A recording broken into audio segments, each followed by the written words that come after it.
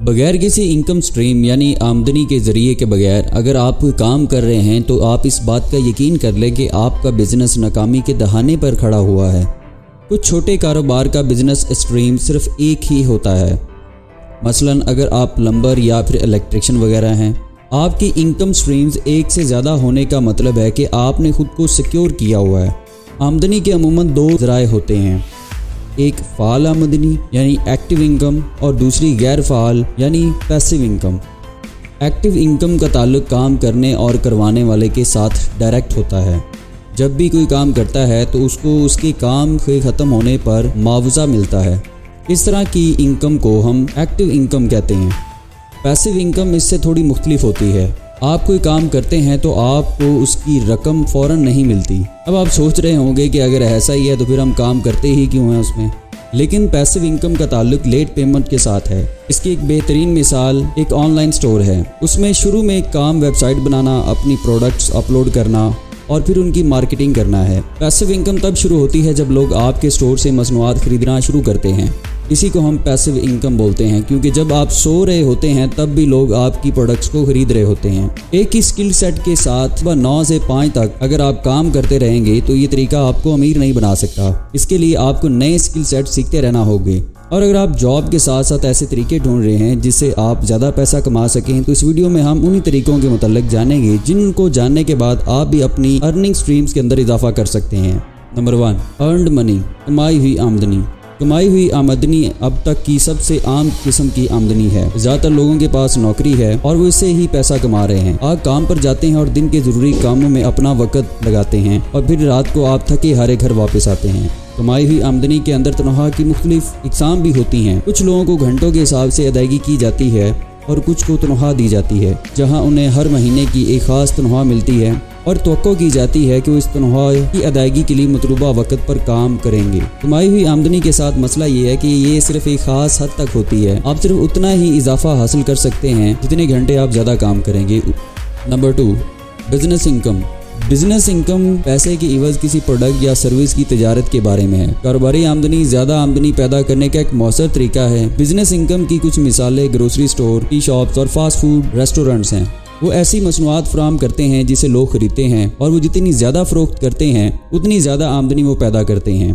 Product जितनी ज़्यादा कीमती होगी आप उतना ज़्यादा ही चार्ज कर सकते हैं, जिससे आपकी बिजनेस इनकम और ज़्यादा हो जाएगी। कारोबार शुरू करना बिजनेस इनकम पैदा करने का एक अच्छा तरीका है। अगर आप बाजार में पेश करने के लिए कोई कीमती प्रोडक्ट या सर्विस तलाश कर सकते हैं तो आप उतनी ज़्यादा कीमत वसूल कर सकते हैं जिसे लोग अदा करने को भी तैयार होते हैं। लग्जरी स्टोर्स जैसे कि ज्वेलरी स्टोर्स और डिज़ाइनर्स कपड़ों की दुकानें कारोबारी आमदनी की मिसालें हैं जो कि ज़्यादा कीमतें वसूल करते हैं। नंबर 3, डिविडेंड इनकम, मुनाफा बख्श आमदनी। डिविडेंड इनकम बहुत सारे लोगों के लिए काफ़ी आम आमदनी का सिलसिला है। डिविडेंड तब होता है जब कोई कंपनी साल भर की आमदनी का एक हिस्सा शेयर होल्डर्स को अदा करती है। सबसे आम तरीका जिससे लोग मुनाफा बख्श आमदनी की अदायगियां हासिल करना शुरू करते हैं वो है स्टॉक मार्केट में सरमायाकारी करना। बहुत सारे सरमायाकार हैं जो स्टॉक मार्केट की खरीदारी करते वक्त मुनाफे पर तवज्जो देते हैं। मुख्तलिफ कंपनियों के मुख्तलिफ मुनाफा की पैदावार होती है, इस बुनियाद पर कि वो अपना मुनाफे का कितना हिस्सा अपने सरमायाकारों को अदा करना चाहते हैं। कुछ 2% के मुनाफा बख्श पैदावार अदा करते हैं और कुछ 13% तक अदा कर सकते हैं। नंबर 4, रेंटल इनकम, किराए से हासिल होने वाली आमदनी। किराए की आमदनी आपके पास किसी चीज़ के मालिक होने और उस चीज़ को किसी और को किराए पर देने का नतीजा है। ये एक अपार्टमेंट हो सकता है जो किसी खानदान को किराए पर दिया जा रहा हो, या कमर्शियल रियल एस्टेट जिसे दूसरे कारोबारी मालिकान अपना कारोबार कायम करने के लिए जगह के तौर पर इस्तेमाल करते हैं। किराए की आमदनी एक बहुत ही ताकतवर किस्म है आमदनी की। ज़्यादातर करोड़पति जो दौलतमंद हैं वो ज़्यादा पैसा अपना इसी तरह की इनकम में इन्वेस्ट करते हैं जहां से उनको ज़्यादा से ज़्यादा रेंटल इनकम आ सके। ये सरमायाकारी की सबसे आम गाड़ियों में से एक है जिसे करोड़पति इस्तेमाल करते हैं और इसे फ़ायदा उठाते हैं। Number 5, capital gain. Capital gain उस वक्त होता है जब आप असासे खरीदते हैं जिनकी कदर में इजाफा होता है। सोचना आसान है। फ़र्ज़ करें कि आपने 2008 में 2 लाख में एक घर खरीदा था। अब 12 साल तक उस घर में रहे और बैरून मुल्क जाने का फैसला किया। आपको मालूम हुआ कि 2022 में आपके घर की मार्केट वैल्यू 3 गुना बढ़ चुकी है। अब उसकी कीमत 2 लाख से बढ़कर 6 लाख हो चुकी होगी। इसके बाद आप उसे ना कुछ करने की वजह से बड़े मुनाफे पर फरोख्त कर सकते हैं और आपका कुछ जाएगा भी नहीं। उसमें इन्वेस्ट किए गए पैसे ना सिर्फ आपके सेव हुए बल्कि उनमें इजाफा भी हुआ है। इसके बाद उसे कुछ किए बगैर आप बड़े मुनाफे पर फरोख्त कर सकते हैं।